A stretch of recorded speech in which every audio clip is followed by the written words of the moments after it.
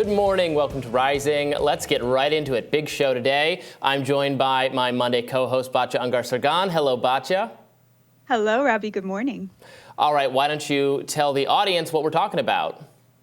Well, Robbie, the Dow Jones is down more than 150 points this morning amidst fears of financial contagion after the 16th largest bank in the United States collapsed on Friday. U.S. regulators scrambled to seize assets from tech lender Silicon Valley Bank after the bank was overcome by withdrawals from panicked customers. SVB's collapse is the largest U.S. bank crash since 2009 and the second largest crash in the country's history. The Federal Deposit Insurance Corporation now controls some $175 million in SVB customer deposits, according to the New York Times. Now, just this morning, President Biden assured Americans that their banks are safe and that no taxpayer funds would be used to bail out Silicon Valley Bank depositors and investors. Let's watch. Hey, thanks to the quick action of my administration over the past few days, Americans can have confidence that the banking system is safe. No losses will be, and this is an important point, no losses will be borne by the taxpayers. Let me repeat that. No losses will be borne by the taxpayers. Instead, the money will come from the fees that banks pay into the Deposit Insurance Fund. Because of the actions that our regulators have already taken, every American should feel confident that their deposits will be there if and when they need them. Second, the management of these banks will be fired. If the bank is taken over by FDIC, the people running the bank should not work there anymore. Third, investors in the banks will not be protected. They knowingly took a risk, and when the risk didn't pay off, investors lose their money. Biden also indicated that he'd seek more regulations in light of the collapse, but declined to say what those might be. As noted by the New York Times' Deborah Solomon, a 2018 bill that relaxed post-financial crisis regulations on mid-sized banks passed with bipartisan support. Joining us now to weigh in is research director at the American Economic Liberties Project and author of Goliath, Matt Stoller. Matt, welcome back to Rising. Thanks for having me. Yeah, it's really great to have you. You're so much of an expert on this subject. So, we're hearing people like Biden, like Janet Yellen say that this is not actually a bailout. Is that true? No. So explain to us your thinkings on what's going on here. Happy financial crisis again or something. No, this is not really a crisis. So the 2008 bailouts were about using public money and, importantly, public guarantees, which are worth a lot of money but don't go on the books, to guarantee not just insured depositors, which is not a bailout, they pay insurance, but uninsured depositors, that's people who have more than $250,000 in their bank account, but also bondholders and stockholders and executives. Right, that's what happened in 2008. This time, it's a much smaller bank. Well, actually, series of banks. It's Silicon Valley Bank. It's also it's a $100 billion bank called Signature Bank, which dealt mainly with crypto.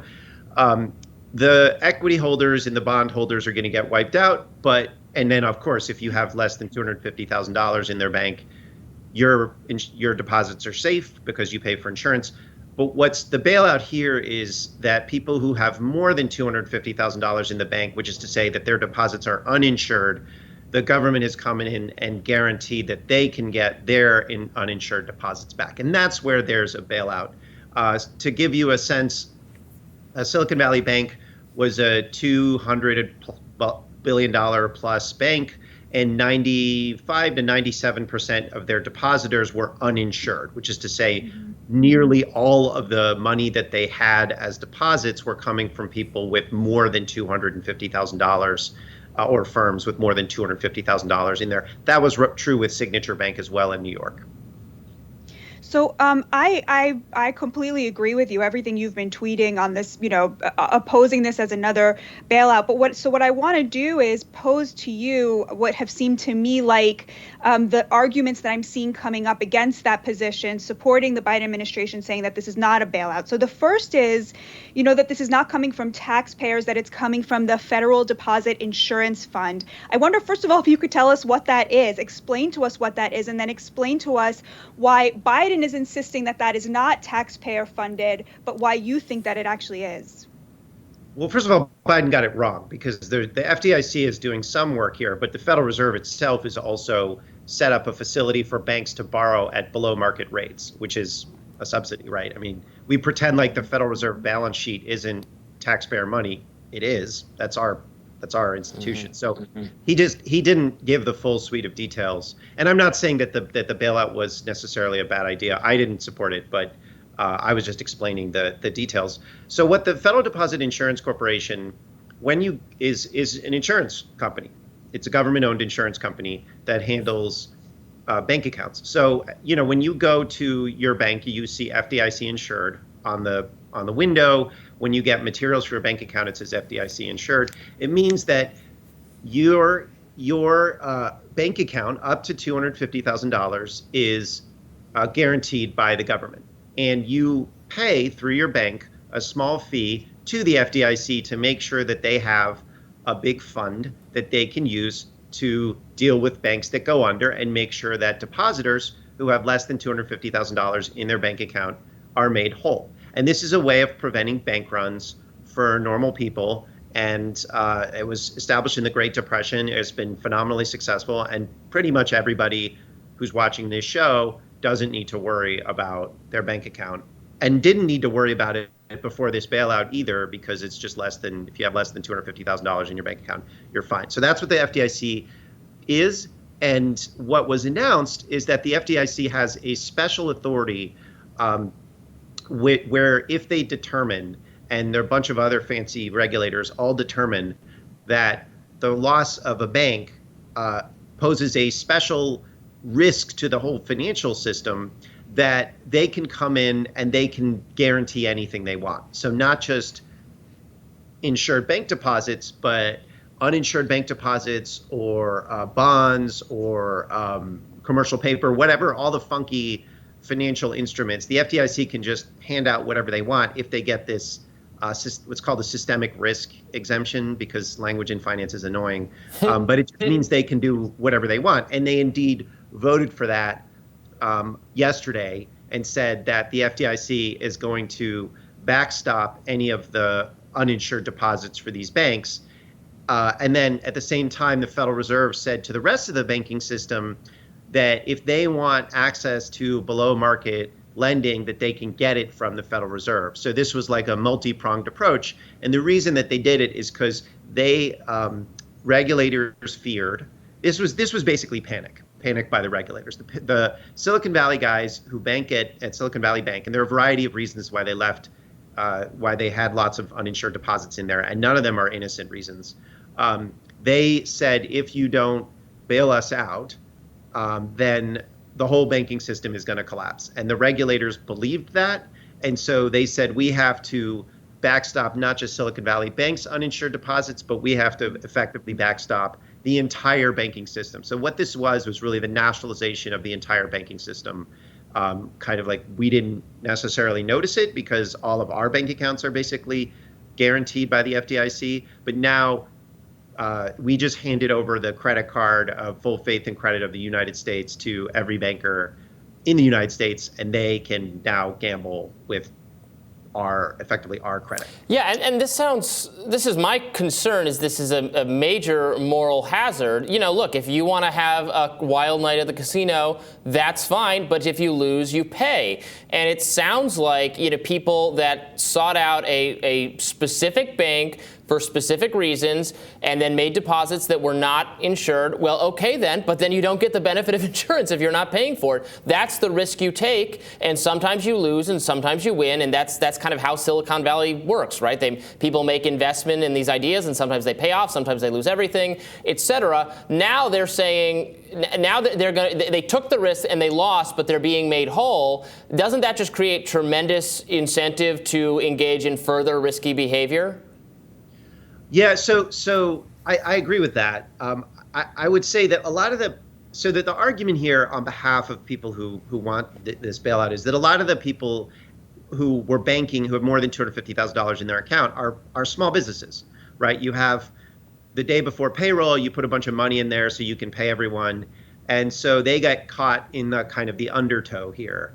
And it's like if you're building an app or some biotechnology, whatever, like you're not thinking about your bank account, right? You're just sort of like, I need a bank account, I need to handle payroll, I need to pay people and take in money, whatever. Everybody banks at Silicon Valley Bank, so it's fine. And then there are thousands of these businesses that are caught in the undertow. And so the idea, part of the undertow idea here is we have to protect those businesses. That's the story they're telling. And there is some merit to that. There are innocent people who got caught in the undertow here. But the other part of the story that they're not telling is that the reason that a lot of these firms were putting large uninsured deposits at Silicon Valley Bank is because Silicon Valley Bank would give the founders of those companies and the venture capitalists who fund them what's called white glove service, which is to say they got below market cost loans, below market cost mortgages, essentially bribery for leaving other people's money in uninsured accounts at Silicon Valley Bank that Silicon Valley Bank could then use to gamble. And that's why this is so outrageous. There is this deep entangling with the business of Silicon Valley, what I think are basically bribes paid to people who are in charge of other people's money, and then the use of that money to gamble. And I think that they should have lost. They should have lost that money. That is, first of all, the losses wouldn't have been that bad. They probably would have 80, 90, 95 cents on the dollar. This was not a big deal. And the regulators panicked. And that, I mean, but what we have here is a banking system that is incredibly corrupt and full of self-dealing. Now, a lot of firms really want just a simple place where they can put their money and just handle payroll. They just need a place for safekeeping.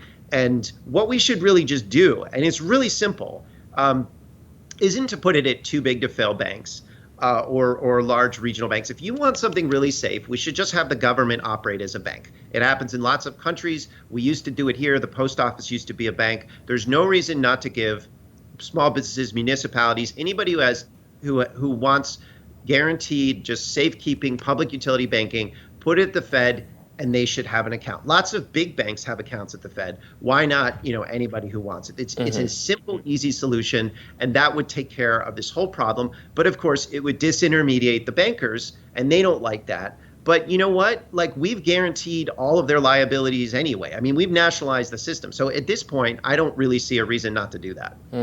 Right. Well, and just two more quick questions for you. The other thing I've been noticing is they're not saying, like, if they had gambled and won, they would then take all of those profits and donate them to the public, right? It's only when they lose that they start talking about, right, sort of nationalizing all this. I think that's a really important point. A couple more very quick questions for you. The first is, the other thing I've been seeing people saying is that, these aren't just sort of, rich millionaire bigwigs with their money invested in SVB. There's a lot of small business owners. Plus, we should be thinking about all the people who are going to get sort of laid off as a result of this failing if the government doesn't step in. I'd love to hear what you would say to that. And then the second thing that I think you're really going to enjoy answering based on your book is the other argument I've heard is that if the government were to allow SVB to simply fail, what this would end up doing is causing a kind of monopolization effect in terms of the banking system in America, where people will only really trust the biggest banks, and that will get an even further monopolization of banking. I would love for you to respond to those two things really quickly. Yeah, so it's true that there are going to be some firms that are hit here, but that's overstated. The Silicon Valley Bank was gambling, but they were gambling basically on treasury bonds and safe mortgage-backed securities, which went down in value because interest rates went up. But it was good. These were good quality collateral. It's not like 2008 where they were putting money into crappy mortgages that weren't worth anything. This stuff is worth a lot. It's just that it's worth slightly less. And since they own so much of it, they're insolvent. But like the uninsured depositors were going to get back almost probably everything. Maybe they were going to take a small haircut. So this was not that big a deal. I also mentioned that there was a lot of self-dealing here. Like, these were not innocent uninsured depositors. Like, they were getting paid with below market lines of credit, white glove service here personally, right? And it wasn't their money in the bank. So this isn't like, and then Silicon Valley Bank also was co-investing in some of these startups through an affiliate. So like, this is a deeply entangled, like, self-dealing corrupt institution. Certainly there would be innocent people that would be getting hit, but that happens all the time. It's that's what happens in a market system. I think we should have a place for safekeeping. and it should just be the Federal Reserve.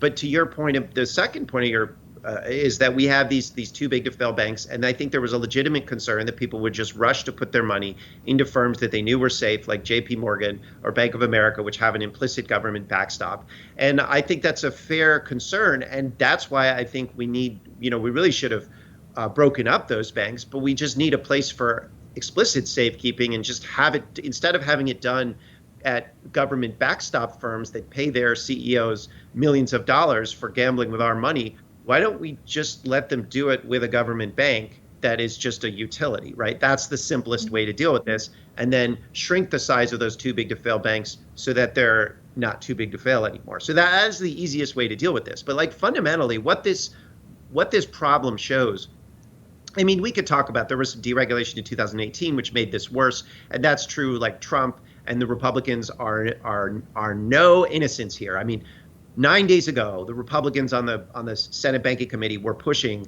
for more bank deregulation by the Fed. Everyone except J.D. Vance. So Vance wasn't on that letter.